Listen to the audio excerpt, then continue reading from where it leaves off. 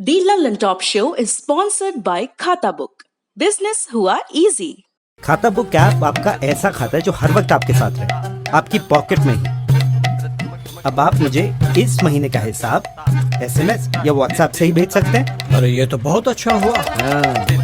खाता बुक के साथ भेजें हर महीने का हिसाब SMS या WhatsApp से। खाता हुआ खाता बुक।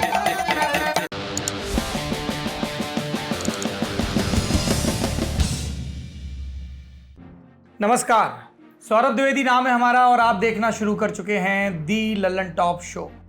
कानपुर में 8 पुलिस वालों को मारकर फरार हुआ विकास दुबे आखिरकार मध्य प्रदेश के उज्जैन से पकड़ा गया। दिन भर टीवी पर विकास दुबे का विजुअल चला, तरह तरह की थ्योरी दी गई कि विकास उज्जैन कैसे पहुंचा।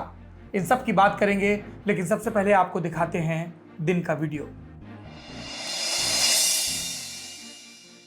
मैं आपको एक चीज़ कॉल आने के बाद कॉल कट गया मेरा। ये आपने देखा, ये 2 दिन से डेड बॉडी पड़ी हुई है। आप ये देख सकते हैं, देखिए ये 2 दिन से ये इतना बुरा हाल है कि हम बता नहीं सकते। एक ये बॉडी है, अब ये देख लीजिए, अब ये देख लीजिए, ये देख लीजिए। अब ये सुनिए कि यहाँ की सिचुएशन क्या खराब है। ये कोरोना का लोग का डर फैला रहा है कि यार ये कोरोना की वजह से ऐसा हो रहा है। तो हमने क्या किया है, ये मेरे फादर है, इनको छोड़ के हम जा नहीं सकते हैं। इनको मरते हुए छोड़ के नहीं, ये ठीक होके जाएंगे। पापा थोड़ा फेस दिखाइएगा ऊपर, ये देखिए, ये बिल्कुल ठीक है, ये ठीक होकर जा सकते हैं। पर ये कंडीशन इतना सिचुएशन ख़राब करके यहाँ पे रखा गया है कि कोई भी इंसान आए तो डर के मारे अपना क्षमता खो सकता है या कुछ भी उसको हो सकता है। कुछ साफ सफाई ये आप ये देख सकते हैं, ये देखिए, ये यहाँ का ICU देख लीजिए, देखिए ये देखिए। कोरोना संक्रमण के शुरुआती दौर की खबरें याद करिए। ये चेतावनियां दी जाती थी कि ये वायरस चिकित्सा ढांचे को ठप कर सकता है। भारत जैसे देशों के लिए ये चेतावनी खास तौर पर जारी की गई थी, जहां अस्पताल पहले ही अपनी क्षमता से ऊपर काम कर रहे थे।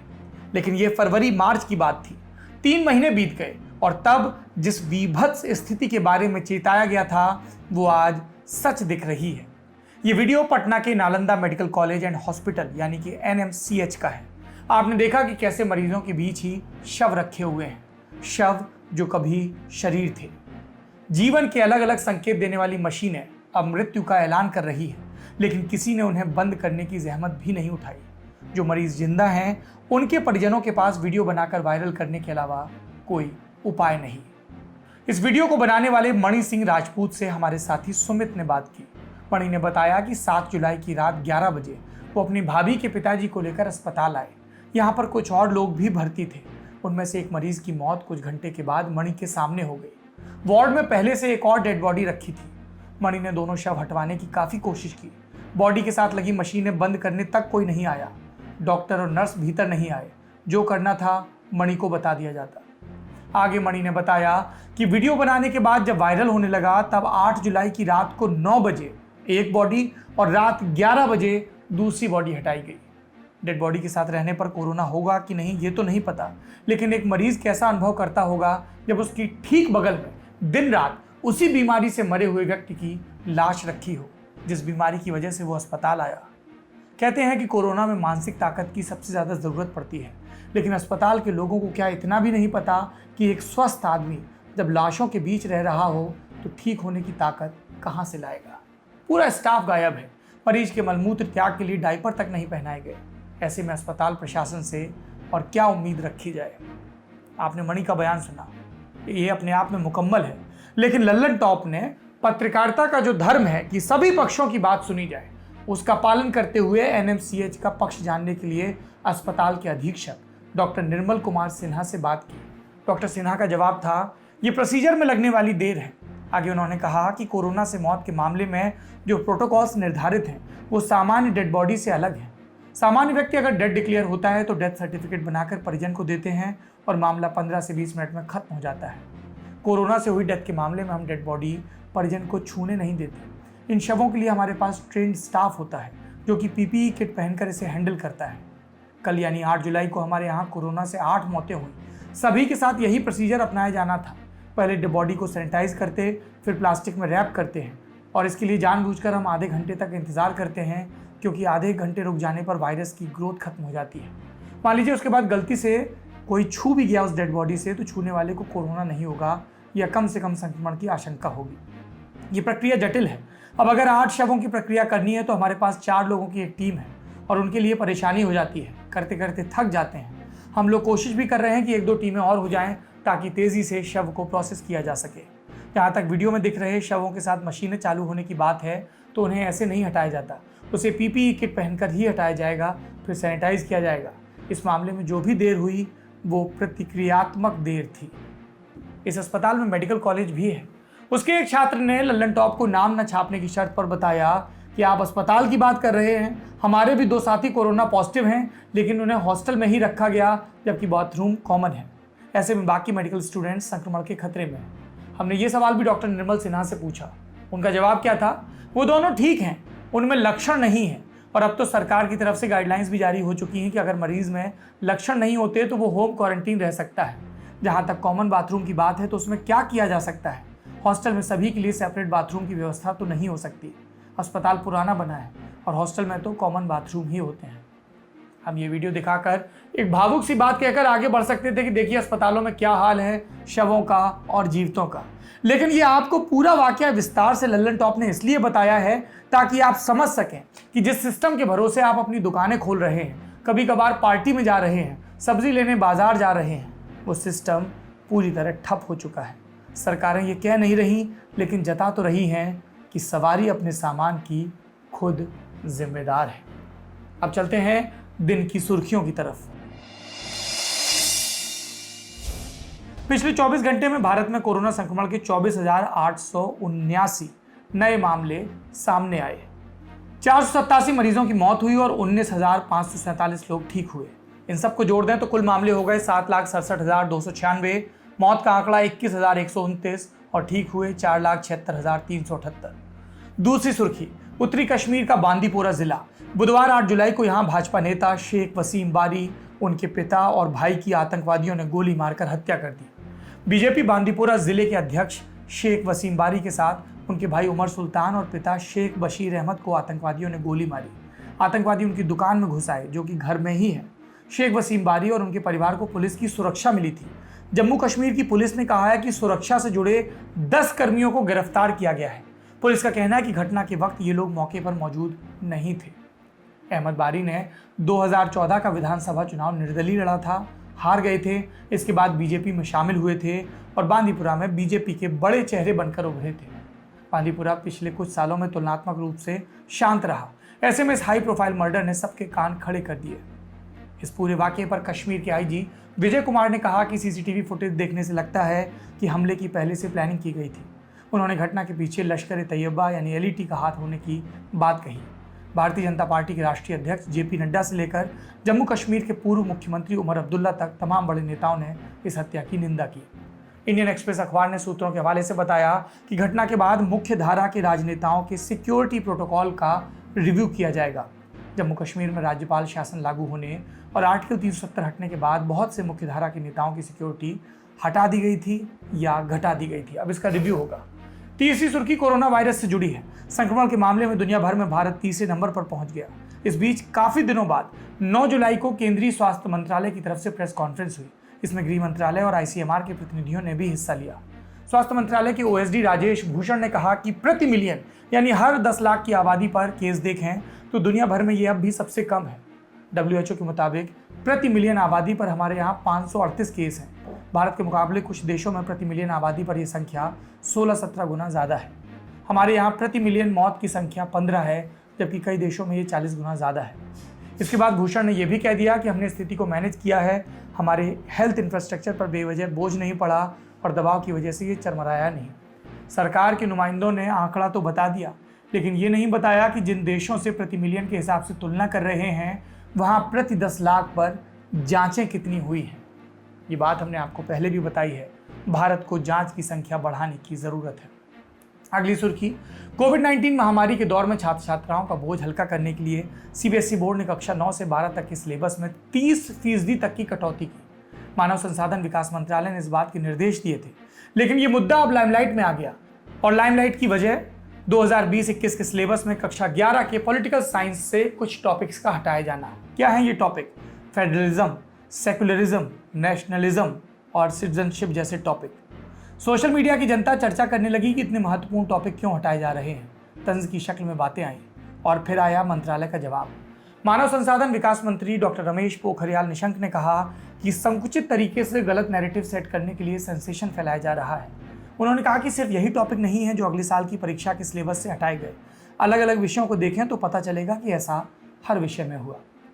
अगली सुर्खी, पिछले दिनों टिकटॉक समेत चाइना के लिंक वाले 59 ऐप सरकार ने बैन कर दिए। अब भारत की सेना ने जवानों और अफसरों से 89 ऐप स्मार्टफोन से अनइंस्टॉल करने को कहा है। इसमें सभी चाइना कनेक्शन वाले नहीं हैं। सेना के जवानों से फेसबुक, इंस्टाग्राम अकाउंट भी डिलीट करने को कहा गया है। इसके लिए 15 जुलाई की डेडलाइन भी दी गई है। इसके पीछे सुरक्षा और सेंसिटिव डेटा लीक न होने की वजह को बताया गया। समाचार एजेंसी एनआई की तरफ से 8 जुलाई को एक लिस्ट जारी की गई जिसमें इन ऐप्स का जिक्र है। इसमें बैन किए गए चीन के ऐप्स का नाम तो शामिल है, लेकिन फेसबुक, टिंडर, इंस्टाग्राम जैसे चीन से बाहर वाले ऐप्स का भी नाम है। इसके अलावा पबजी गेम भी लिस्ट में है। साउथ कोरिया के गेम पबजी का मोबाइल वर्जन चीन की कंपनी टेंसेंट ने बनाया है। मीडिया रिपोर्ट्स में सैनिक अधिकारियों के हवाले से कहा गया कि बहुत से जवान चीन और पाकिस्तान की इंटेलिजेंस एजेंसियों की तरफ से ऑनलाइन टारगेट किए जाते हैं। इसी को देखते हुए ये कदम उठाया गया।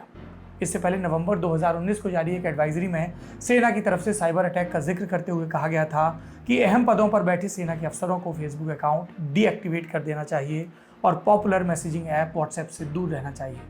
तब कहा गया था कि सोशल मीडिया प्लेटफॉर्म पर अकाउंट बनाते समय जवानों को पर्सनल डिटेल्स देने से भी बचना चाहिए। ये थी सुर्खियां। अब बढ़ते हैं दिन की बड़ी खबर की तरफ। मैं विकास दुबे हूँ कानपुर वाला। आवाज नहीं। मैं विकास दुबे हूँ कानपुर वाला। आवाज नहीं। नीली धारियों वाली सफेद टी शर्ट पहने एक अधेड़ उम्र का आदमी चिल्लाकर बता रहा है कि वो विकास दुबे है। अगर कैलेंडर में 3 जुलाई 2020 की तारीख ना आई होती तो कोई पलटकर इस आदमी की तरफ देखता भी नहीं। लेकिन 9 जुलाई को जब ये आदमी चिल्ला रहा था तब तक पूरा देश जानता था कि विकास दुबे कौन है। कानपुर का एक कुख्यात बदमाश जिसने 8 पुलिस वालों को घेर कर मार डाला। इसलिए कुछ पुलिस वाले बिना देर इस आदमी को अपनी गाड़ी में बिठाने की कोशिश करने लगे। आज सुबह करीब 9 बजे मध्य प्रदेश के उज्जैन में बाबा महाकाल के मंदिर के पास इस सीन को मोबाइल से रिकॉर्ड होकर टीवी स्टूडियो तक पहुंचने में देर नहीं लगी। 7 दिन से पूरे यूपी की पुलिस जिस मोस्ट वांटेड अपराधी को चप्पे चप्पे में खोजने का दावा कर रही थी, जिसके सर पर इनाम रख रही थी, वो उज्जैन पहुंचकर खुद चिल्लाकर कह रहा है कि मैं विकास दुबे हूँ। मध्य प्रदेश के मुख्यमंत्री शिवराज सिंह चौहान अपनी पुलिस को गिरफ्तारी की बधाई दे रहे हैं। कुछ सूत्र कह रहे हैं विकास पकड़ा नहीं गया, ये एक तरह का सरेंडर था। पकड़ने और सरेंडर करने के बीच वाले इस महीन फर्क को भी समझ लेते हैं। रोज की तरह आज भी उज्जैन में महाकाल मंदिर के कपाट खुले। आरती के बाद भक्तों का दर्शन के लिए आना शुरू हुआ। सावन का महीना है इसलिए अभी श्रद्धालु ज्यादा आ रहे हैं। ये महाकाल मंदिर के लिए एक सामान्य बात है, लेकिन 7 बजे के बाद जो हुआ खबर उसमें है। मंदिर के गार्ड के मुताबिक पीछे वाले गेट से मास्क लगाकर एक शख्स ने घुसने की कोशिश की। पीछे वाले गेट का मतलब जो आम श्रद्धालुओं के लिए नहीं है, वीआईपी लोगों के लिए है। गार्ड ने विकास दुबे का चेहरा पहचान लिया और उसे पकड़ लिया। तो इस कहानी के हिसाब से विकास दुबे को किसने पकड़ा? शिवराज या योगी की पुलिस ने नहीं, महाकाल मंदिर के गार्ड ने। एक थ्योरी ये भी है कि मंदिर में घुसकर विकास दुबे ने खुद ही जोर जोर से अपनी पहचान बता दी। कुछ तस्वीरें भी आई जिनमें विकास दुबे आराम से मंदिर के पास खड़ा नजर आ रहा है। कहानी आगे बढ़ाते हैं। गार्ड के मुताबिक विकास दुबे को करीब 2 घंटे तक मंदिर में ही पकड़कर रखा गया। जांच पड़ताल की गई, शिनाख्त की गई। उसके बाद पुलिस वाले उसे लेकर गए और जब वो बाहर ले जा रहे थे तब ये आदमी चिल्लाकर कह रहा था वही विकास दुबे है। उज्जैन में पकड़ा गया कानपुर कांड का हिस्ट्री शीटर ऐसे ही उज्जैन नहीं गया था, उसका पुराना नाता रहा है। जानने वाले सूत्रों का कहना है कि विकास हर साल सावन में महाकाल के दर्शन करने जाता है। 15 साल से उसका उज्जैन जाने का कार्यक्रम रहता है। 12 साल पहले विकास की गाड़ी का यहाँ पर एक्सीडेंट भी हुआ था जिसमें वो गंभीर रूप से घायल हुआ था। कई लोग कह रहे हैं कि प्रबल संभावनाएं हैं कि उसे उज्जैन में पनाह देने वालों ने ही इस कथित सरेंडर की पटकथा लिखी हो। वैसे पटकथा किसी ने भी लिखी हो, जाना विकास को यूपी पुलिस के चंगुल में ही है। इस बारे में मध्य प्रदेश के मुख्यमंत्री शिवराज सिंह चौहान ने उत्तर प्रदेश के मुख्यमंत्री योगी आदित्यनाथ से बात भी कर ली। लेकिन कहानी में अभी कुछ इल्जाम और कुछ ट्विस्ट बाकी हैं। विकास दुबे उस राज्य से भागा जहां भाजपा की सरकार है, जहां उसने सरेंडर किया या सरकार की नज़र में कहें तो पकड़ा गया, वहां भी भाजपा की सरकार है और कांग्रेस इस बात को भुनाने की कोशिश कर रही है। छत्तीसगढ़ कांग्रेस ने तो वीडियो बनाकर ट्वीट कर दिया। सवाल किया कि क्या यह सहयोग है कि मध्य प्रदेश के गृह मंत्री नरोत्तम मिश्र यूपी विधानसभा चुनाव में कानपुर के प्रभारी थे और अब कानपुर का अपराधी उनके गृह मंत्री रहते उनके सूबे से मिला। मीडिया के माध्यम से ऐसी जानकारियां सामने आ रही हैं कि कानपुर के कुख्यात सरगना विकास दुबे ने मध्य प्रदेश के उज्जैन में आत्मसमर्पण कर दिया है, लेकिन साथ ही साथ ऐसी सूचनाएं भी आ रही हैं कि मध्य प्रदेश के वर्तमान गृह मंत्री उत्तर प्रदेश विधानसभा चुनाव में कानपुर के प्रभारी थे और अब एक कानपुर का ही हत्यारा उस राज्य में आकर आत्मसमर्पण करता है जहां नरोत्तम मिश्रा गृह मंत्री है। ये संयोग है, प्रयोग है या सत्ता का दुरुपयोग है? कांग्रेस पार्टी इस पूरे मामले की उच्च स्तरीय जांच की मांग करती है। इस मामले में कांग्रेस की महासचिव प्रियंका गांधी का ट्वीट भी आया। उन्होंने लिखा कि कानपुर के जघन्य हत्याकांड में यूपी सरकार को जिस मुस्तैदी से काम करना चाहिए था वो पूरी तरह फेल साबित हुई। अलर्ट के बावजूद आरोपी का उज्जैन तक पहुंचना न सिर्फ सुरक्षा के दावों की पोल खोलता है बल्कि मिलीभगत की ओर इशारा भी करता है। प्रियंका गांधी ने पूरे प्रकरण में सीबीआई जांच की मांग कर दी। राजनीतिक बयानबाजी को यहीं छोड़ देते हैं, विकास दुबे पर लौटते हैं। उसे यूपी एक ट्रांजिट रिमांड पर लाया जाएगा, लेकिन उससे पहले उससे उज्जैन में पूछताछ हुई। उज्जैन में विकास दुबे ने पुलिस को बताया कि उसे वाकई पुलिस में उसके सूत्रों से दबिश की खबर मिली थी। इसका मतलब वो थ्योरी पूरी तरह सही थी कि विकास पुलिस मूवमेंट के बारे में पहले से ही जानता था। विकास के पकड़े जाने की खबर के साथ ही उसके 2 साथियों के अलग अलग एनकाउंटर में मारे जाने की खबर भी आई है। बुधवार को यूपी पुलिस ने जानकारी दी थी कि प्रभात मिश्र को गिरफ्तार किया गया। आज सुबह पुलिस ने खबर दी कि प्रभात मिश्र की मौत एक एनकाउंटर में हो गई। पुलिस के मुताबिक प्रभात भागने की कोशिश कर रहा था। उसे फरीदाबाद में पकड़ा गया था और कानपुर वापस ले जाया जा रहा था। इसके अलावा इटावा में प्रवीण उर्फ बहुआ दुबे भी एक एनकाउंटर में मारा गया। बहुआ दुबे के घर से ही पुलिस पर सबसे ज्यादा गोलियां चलाई गई थी। 8 जुलाई को विकास के एक और सहयोगी अमर दुबे को भी एक एनकाउंटर में मार दिया गया था। ये एक खतरनाक पैटर्न है। विभत्स अपराध करने वाले या ऐसे अपराधियों से जुड़े लोग पुलिस एनकाउंटर में मारे जाते हैं। एक थ्योरी ये भी है कि विकास इसीलिए यूपी में नहीं रुका। विकास जैसे अपराधियों को लेकर हमारे मन में गुस्सा है, होना भी चाहिए, लेकिन उसका न्याय करने का हक न्यायालय को है। और विकास के मामले में ये बात इसलिए महत्वपूर्ण हो जाती है क्योंकि उससे पूछताछ के बाद ही ये पता चलेगा कि पुलिस और प्रशासन में वो कौन लोग थे जो विकास दुबे जैसे कुख्यात अपराधियों को प्रश्रय देते थे। अगर उससे ये पूछताछ नहीं होगी तो कई जिम्मेदार बच जाएंगे और कई लोग तात्कालिक तुरंत फुरत न्याय का जश्न मनाकर शांत बैठ जाएंगे, लेकिन सिस्टम की सफाई का मौका हाथ से निकल जाएगा। इसलिए ज़रूरी है कि विकास दुबे से उन सारे लोगों के नाम उगलवाए जाएं जो इसमें शामिल थे, चाहे वो कितने भी रसूखदार क्यों ना हो, चाहे वो नेता हो या अधिकारी, और फिर उन पर भी सख्त से सख्त कार्रवाई की जाए। और विकास दुबे ने जिस जघन्य हत्याकांड को अंजाम दिया है उसके बाद हम उम्मीद करते हैं कि माननीय न्यायालय उसे ऐसी सज़ा दें कि वो पूरे देश के लिए नज़ीर बन जाए। लल्लन टॉप शो में आज के लिए इतना ही। जाते जाते हमेशा की तरह सुनिए ये कविता। अपना और अपनों का ख्याल रखिए। शुभ रात्रि। मैं उनका ही होता जिनसे मैंने रूप भाव पाए हैं, वे मेरे ही बंधे हैं जो मर्यादाएं लाए हैं। मेरे शब्द भाव उनके हैं, मेरे पैर और पथ मेरा, मेरा अंत और अथ मेरा। ऐसे किंतु चाव उनके हैं। मैं ऊंचा होता चलता हूं, उनके ओछेपन से गिर गिर, उनके छिछलेपन से खुद खुद मैं गहरा होता चलता हूं।